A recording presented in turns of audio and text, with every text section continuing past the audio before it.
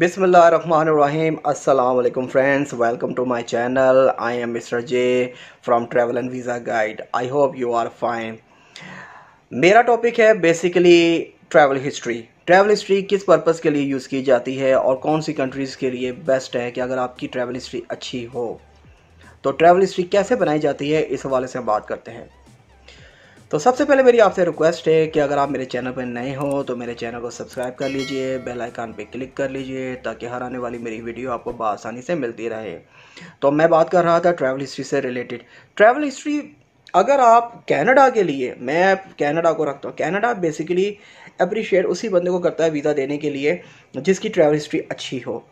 Travel history कैसे अच्छी बनाई जाती है? कुछ लोग सोचते हैं कि मेरे पास अरब कंट्री की ट्रैवल हिस्ट्री है, बेस्ट है ट्रैवल हिस्ट्री, मुझे वीज़ा इशू कर दिया जाएगा। अरब कंट्री की ट्रैवल हिस्ट्री इतनी मतलब कि मायने नहीं रखती।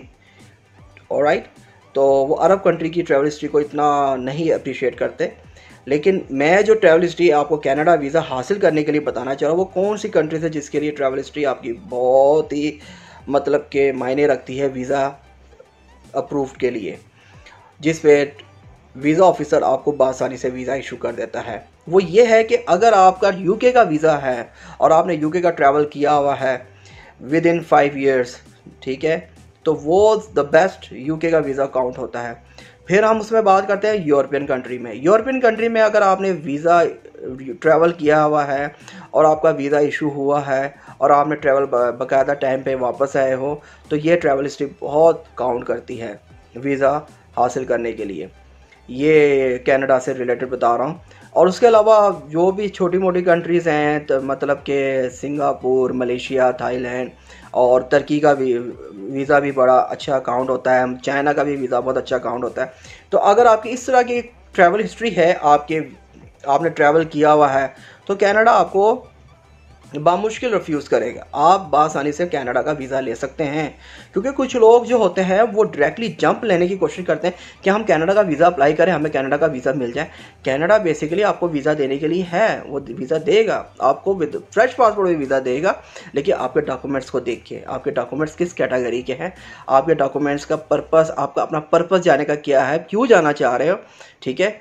आपने अगर पहले कभी ट्रैवल किया, टाइम पे वापस आए हो कि नहीं आए हो, ठीक है। अगर आपने पहले कभी ट्रैवल ही नहीं किया, आपने डायरेक्टली कनाडा के लिए अप्लाई कर दिया, तो फिर वो आपका पर्पस देखेगा।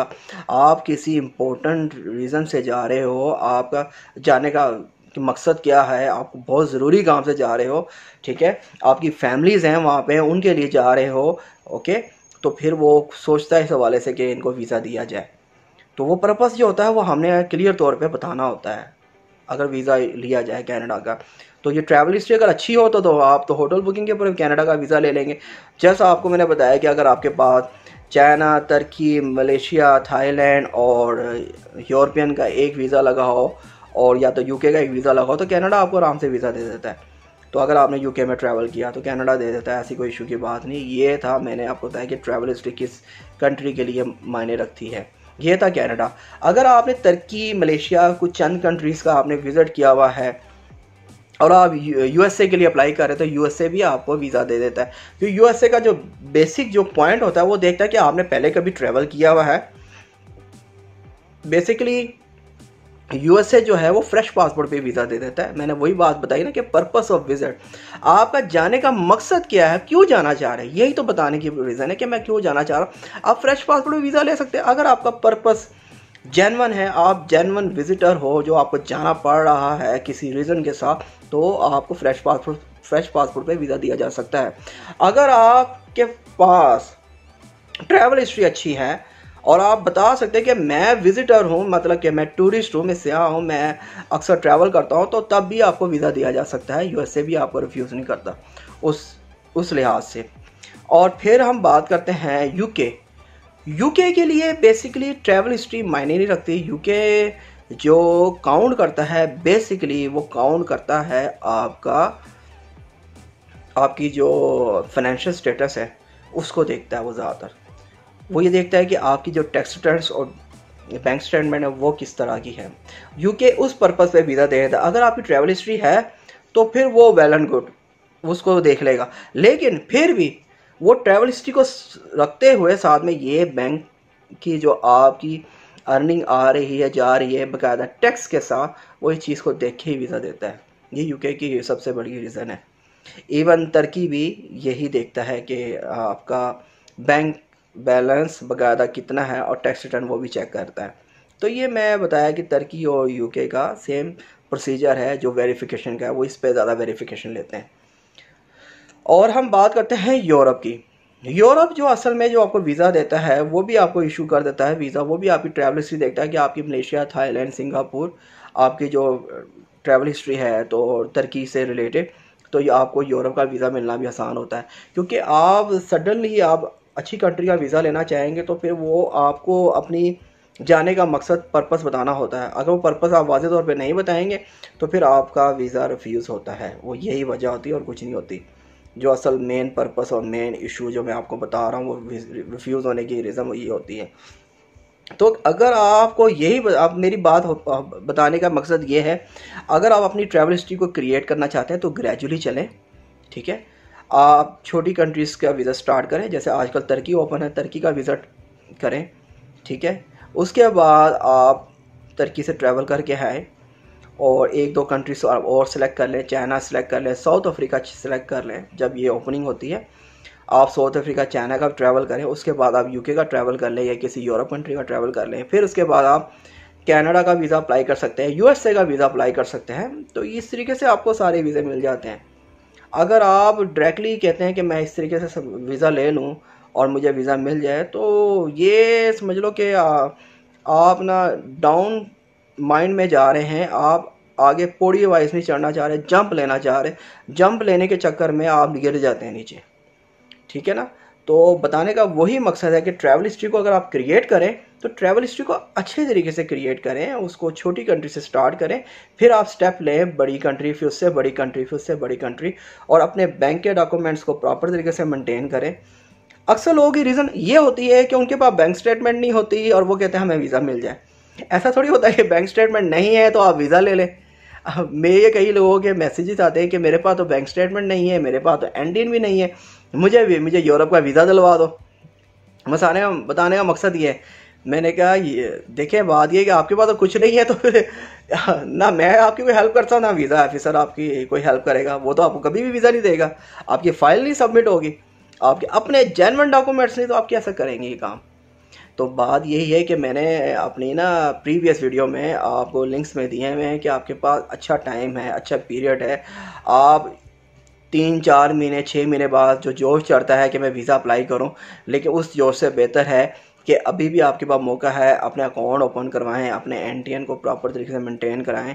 आपके पास अगर अमाउंट है अपने बैंक में रखें और उसको बाकायदा तौर पे रनिंग में रखें।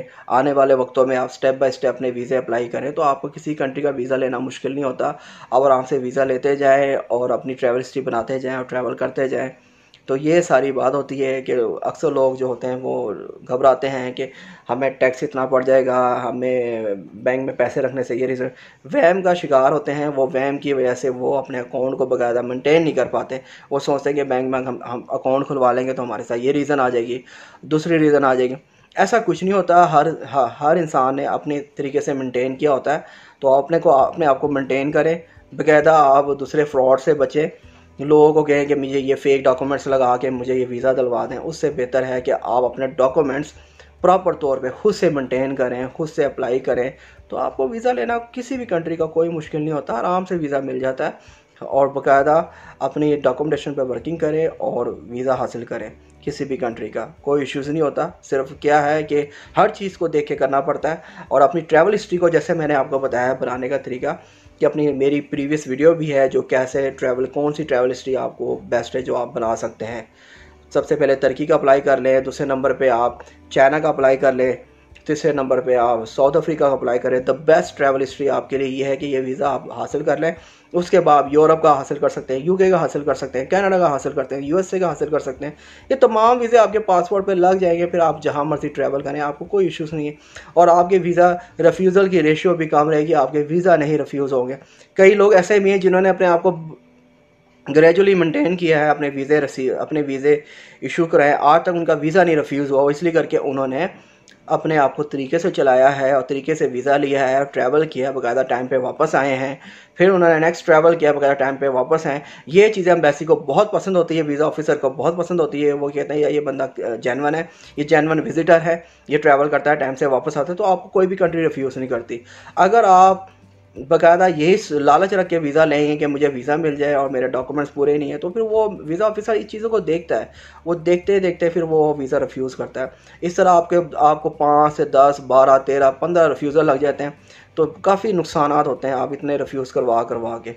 तो रिफ्यूज़ल से बचने से बेहतर है छोटी कंट्रियों का विज़िट करें, उसके बाद आप अपनी नेक्स्ट कंट्री पे जाएँ। Alright friends, furthermore I have a request to you, अगर आप मेरे चैनल पर नए हो तो मेरे चैनल को सब्सक्राइब कर लीजिए, बेल आइकन पे भी क्लिक कर लीजिए, मेरी वीडियो को शेयर एंड लाइक ज़रूर कीजिएगा। मिलते हैं नेक्स्ट वीडियो में। Thank you for watching, good bye, अल्लाह हाफिज़।